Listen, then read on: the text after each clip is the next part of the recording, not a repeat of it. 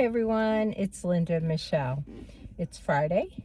We're in the parking lot of the movie theater.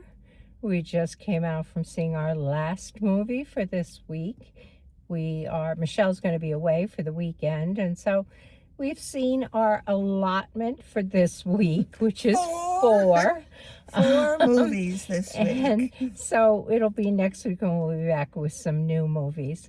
Some people have asked us about whether we're going to see Begonia. No. Maybe, but I looked, it's not in our theaters right now. Not So maybe yet. it'll be here next week. I guess we'll see it. It's not horror, I don't believe. But we'll see. But today we saw the movie called Blue Moon. This is a movie set in the 40s that, quite honestly, I went into not having any idea what it was about. I had seen no previews, and I had just read the little thing that the movie theater puts up as something about Oklahoma. That was it. Yeah, I just had an inkling because of the title of it, and I kind of knew. I did see a preview. Linda maybe missed it when we saw it, but there was once we saw a preview, and I knew that the part of the movie anyway was going to take place in Sardi's in New York City, a very famous restaurant. Obviously, from even back then in the 40s, it was very famous. But the movie starts with the Oklahoma being opening night of Oklahoma, the musical, which was done by Roger and Hammerstein. And in the audience is this man who leaves and goes to Sardi's. And we discover that his name is Larry Hart, and he was the original partner of Rogers from Rogers and Hammerstein, and he was lamenting over the show Oklahoma because he knew it was going to be a big hit. And for I think his name was Dick Rogers, and he was no longer Dick Rogers' partner anyway for this particular show. But the movie totally takes place within this restaurant / bar, and it's Larry Hart or Lawrence Hart talking. Most of the time he's telling us his story, his woes, his everything that's kind of I don't know, not necessarily bothering him, I wouldn't say, but that has helped him develop who he is in a way, his career to some degree.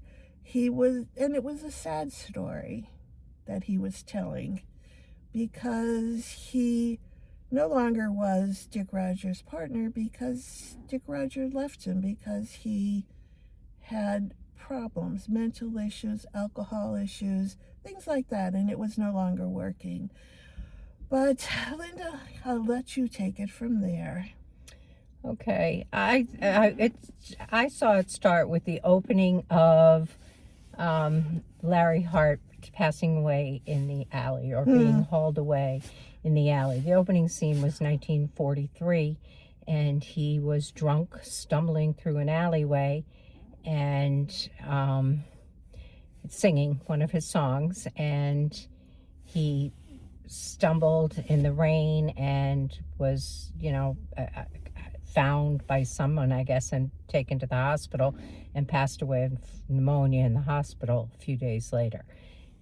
And then we go back to I think it was 7 months. They said 7 months. Go back 7 months earlier. Months earlier, and that's where we end up with Oklahoma being premiered. Yeah, and Larry then goes into a dialogue in Sardi's when he enters Sardi's that lasts for about 40 minutes of the movie, maybe even a little longer. Basically a single dialogue, him talking about his life, this woman he met who was considerably younger than him, and just on and on and on, rambling. He's talking to the piano player, Yes. talking to the bartender.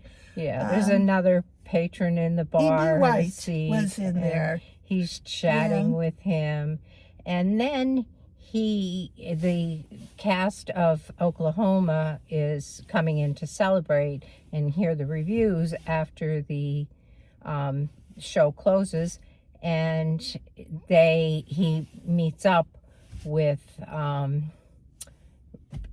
Richard Rogers, who talks to him, obviously wants to work with Larry Hart. Again. Yeah. They have been working for years prior to this. I think somebody said 28 years I was or going to something. say it was about 25 at least. Yeah, and so they had a long history of working together, and Rogers wanted to work with him, but he also wanted Hart to like straighten up, quit drinking, quit with the bourbon, get up early in the morning, come and work instead of strolling out after 5 minutes of work. He hit him with a couple of different blows. The one thing I think he did say to him too, he respected his genius. He knew that Hart had a talent, a very special talent for writing music that they wrote. There were a ton of hits that they did together. Mm-hmm. Yeah, and so I'm guessing after this night in Sardi's, things didn't get much better, although they did work together again prior to Larry's death. But I guess that was probably the end of it, and then it became Rogers and Hammerstein who worked together after that. But I found the movie to be interesting but boring. Boring in the long dialogues of like just rambling. Yeah. But I also found it to be interesting in that I didn't know any of this, okay? And this is like history, the story. These are great composers from the 40s, probably the 30s as well. So that part was very interesting to me. But I don't know. Yeah. If you like that kind of stuff, it might appeal to you. If you don't, I would think you're either going to love it or hate it. Yeah. Is kind of how I looked at this show. If you had an interest in Broadway musicals, this would be something that you would find fascinating. Yeah. To learn about these Roger and Hammerstein and Hart and how their career progressed. But the theater the theater wasn't crowded, but there were other people in the theater, and they were all our age. So this is truly not a movie intended for young people, because I just don't think they would have an interest in it. But I guess, as Michelle said, if you like Broadway, you may. Right, you might. It's not the story of Rogers or of Hammerstein. It's nothing about them other than their role in Larry Hart's life. So you can't go in thinking you're going to learn a lot about. Absolutely not. Yeah. No, you're not. But I at the end too, I was wondering, well, how true is all this? Are we calling this a true story?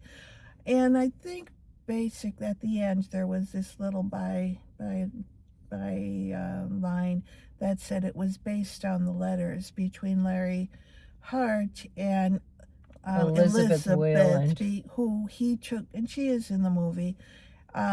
He kind of had a love affair with her, which she did not have with him, but he looked at her as his protege, and obviously they kept a friendship going. And there were a lot of letters that passed between them. And that's sort of how this movie was kind of based on, from that little byline at the end, I'm thinking. So it was interesting in a way. How would you rate it?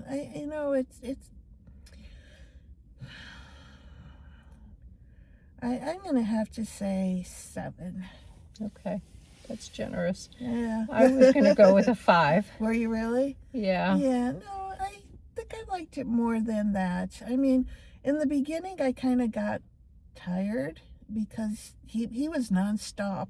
He was nonstop talking pretty much.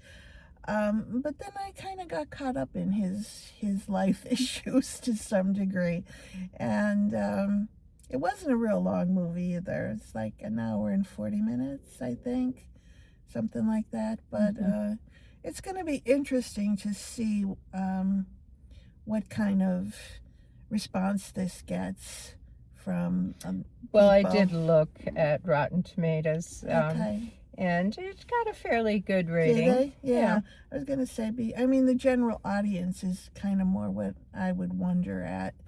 The professional reviewers might oftentimes look at it differently than just the normal people who pick a movie to go see. And it would be interesting to know how just the general public felt They liked about it. this movie. They gave it high Yeah. reviews too. I mean, That's good interesting. good That's- reviews. Yeah, Not that's the good. best, but Yeah. good reviews. Yeah, decent. Okay. Anyway, that's where we are today with Blue Moon.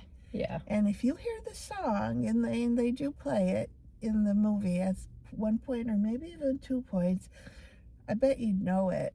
It's very famous. Mhm. So that's what we have for you for today. You know, if you know anything about this, we'd love to hear from you.